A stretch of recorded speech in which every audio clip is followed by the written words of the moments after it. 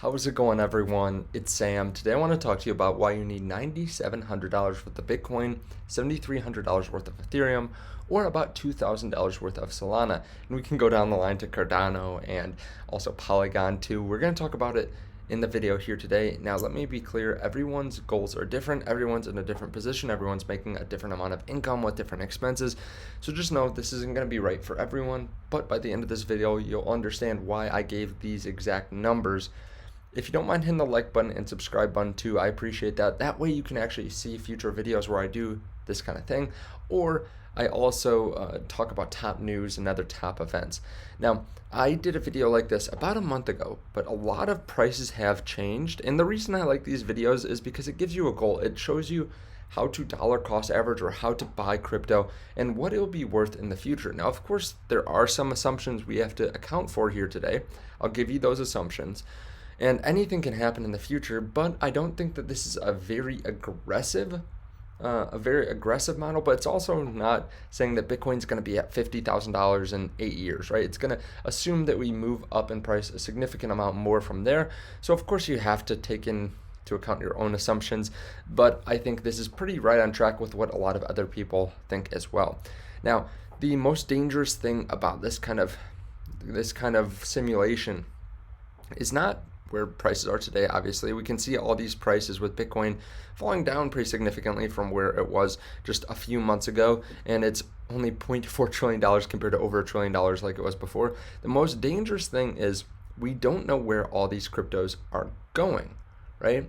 So Polygon, Solana, Cardano, Ethereum even, are they going to be around in 8 years? When we look at a snapshot from about 5 years and 1 month ago now, right? This is in the last video I posted. You can see a lot of these top 10 cryptos aren't around anymore. Like XRP, Ethereum, and Bitcoin are, but NEM isn't prevalent, isn't popular.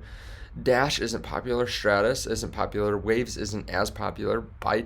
Bytecoin isn't popular. So it's really difficult to know what's going to happen, what kind of innovation is going to happen, what cryptos are around in 8 years, but we are going to show probabilities of them getting to where we're talking about.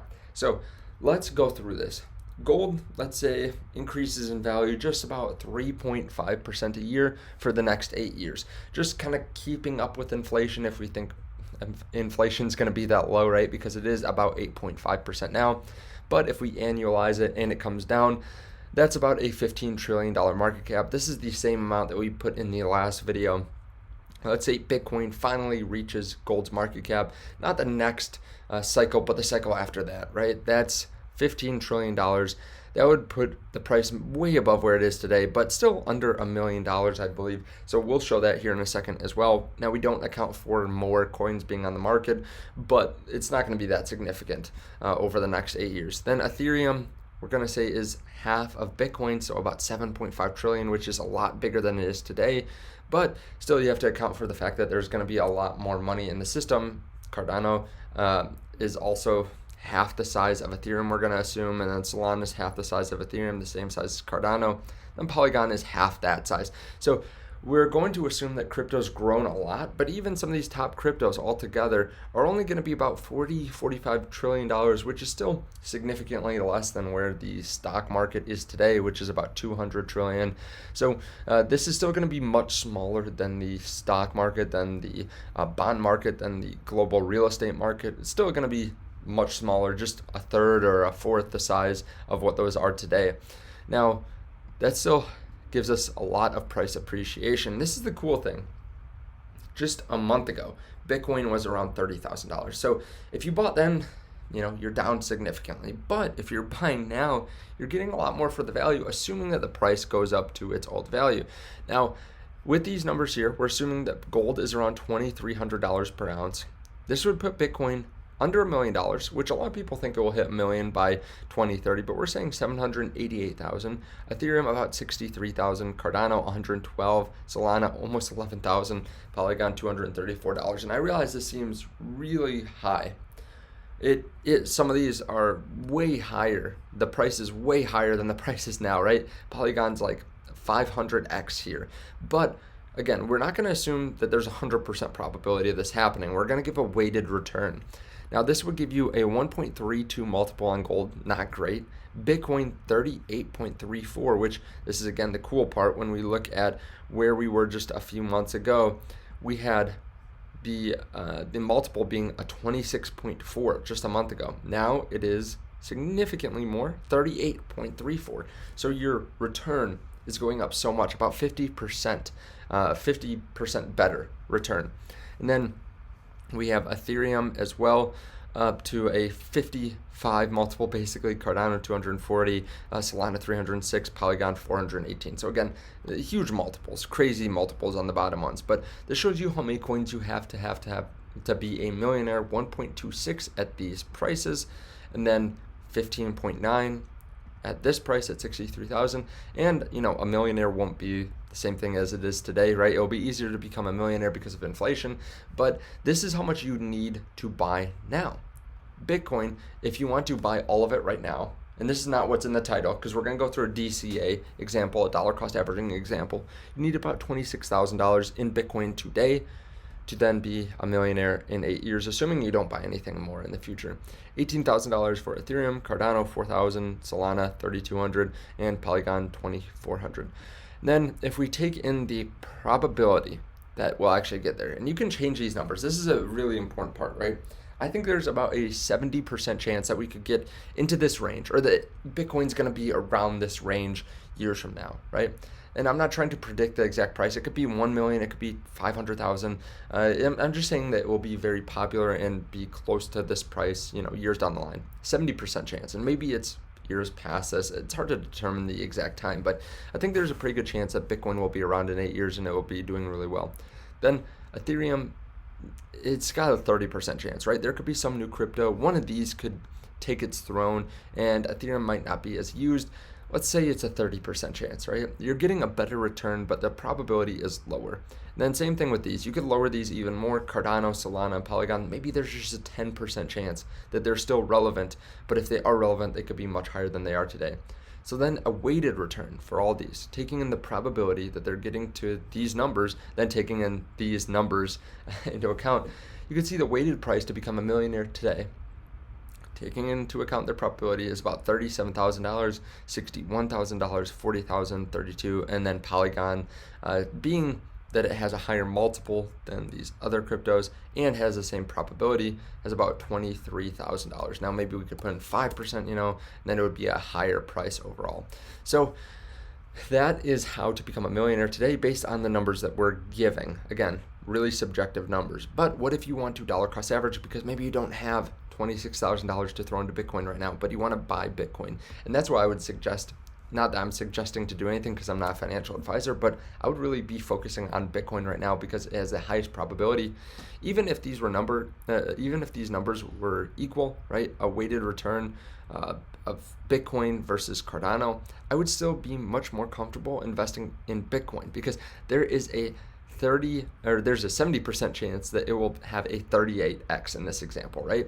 But this only has a 10% chance that you would have a 250x. So a really good overall return, but only 1 in 10 scenarios has you actually getting that return. The other 10, or the other 9 out of 10, have you losing the majority of your money or just not really making that much overall. So I'd rather take the high probability that I'm still going to make a lot of money than the lower probability that I'll make even more money. So back to this example. Let's say you want to dollar cost average. You just want to buy a lump sum every year, or you want to invest every week or something like that. If you want to get up to that status where you're going to become a millionaire in 8 years, you need to invest about $9,700, assuming that the price goes up exponentially over the next 8 years. Like, it's just a smooth line of exponential increases, and we know that's not going to happen, right? We go through these boom cycles and bust cycles, just like we have this year, where we were up at $69,000 7-8 months ago. Now we're at $20,000, and then we go back up quickly. But just to make the math easier, we're going to assume that we have just these easy prices just continuously getting higher and higher. So you would buy about 0.47 Bitcoin, and then by the end you would be buying just about 100th of a Bitcoin with the same amount of money. Now, maybe you want to do something that is a lot more cost efficient. Maybe you feel strongly about Bitcoin, but you realize that it might be better to buy right now because at the end, you're barely getting any Bitcoin compared to now. and you're paying the same amount, right? You're buying $9,700 worth a year. So this is kind of a dollar cost average on steroids, where if you want to invest more upfront, if you invested, instead of about $9,700, instead you invested $15,000, you would get a lot more at the beginning, and then you could cut it down by about 33% a year. So basically just take 2/3 of the last amount, and you would get the same at the end. But instead of investing over in this scenario a really significant amount of, let's see, of about $87,300, right down here you can see, instead of that amount, you would be investing almost exactly half, but you would be getting the same amount in the end. Now, of course, this also has more risk. What if Bitcoin goes away? Well, if Bitcoin makes another 8 years, there's more of a chance that 7 years from now, assuming it's still really relevant and it's $500,000, there's more of a chance that will continue to grow than there is right now. So you're just taking on more risk. Also, we could just see other cryptos become more popular, but I think that is probably a better scenario for most people, just to try to invest a little bit more now and to invest less as it goes up, right? If you have already 20x gains on something, do you want to keep on plowing money in it? Probably not. You're probably actually taking money out of it at that point. And then Ethereum, if you want to do the same thing with Ethereum, because we have a higher multiple, right? We have a 60 multiple or 55 multiple instead of a 38, you would have to invest less, only about $7,300. And then if we go into this scenario, where you are dollar cost averaging on steroids, you could put in $11,000, so about 50% more at the beginning, but then you take out about 33% each year. So at the end, instead of investing $7,300, you're investing $430. You would get about the same amount of Ethereum, and you would spend about half as much doing it. Now, I didn't do that in these next couple scenarios because we don't have as much money flowing into them, but you could do the same thing, right? Cardano, you put in about $2,020. Funny how that works out. And you do that for the next 8-9 years, and you can see that you would have about the amount that you would need to become a millionaire, which is just under 9,000. Same thing over here with Solana. You would invest even less because Solana, if it grows to Cardano's market cap in the future, the same as Cardano's, it's actually at a lower market cap now, so you'd have to invest less, and you would get to about 90 Solana. And at about $11,000 per Solana, that would make you a millionaire. And then last one here, Polygon, at this crazy multiple, right? You'd only have to invest about $1,200. Now, if you have, let's say you have $1,300 and you $1,300 a year, and you want to become a millionaire, I don't think it necessarily makes sense to just go and plow $1,300 into Polygon or to some small crypto and just say, hey, this will make me a millionaire if it 500x's. I think, like I said, there's a much lower chance that Polygon will do well than Bitcoin, right? There's a much lower chance that Polygon will be really prevalent and used in the future than something like Bitcoin or Ethereum. But I still like Polygon. That's why it's on this list. I like Cardano and Solana and Ethereum and Bitcoin. I'm not including crappy cryptos on this list, but also you have to take into account that there is more risk in some of these than others. So that is how it all works out. That's why you need about $9,700 worth of Bitcoin today, or $7,300 worth of Ethereum, or about $2,020 worth of Cardano, or $1,650 of Solana, $1,260 of Polygon. Now let me know if you like this kind of video. I just like putting numbers behind it. I love Excel spreadsheets. I know that sounds nerdy, but I do. Let me know if you like these videos, and I'll keep doing them in the future. Maybe share it to someone that you know would like this kind of thing, and I'll see you in the next video. Bye.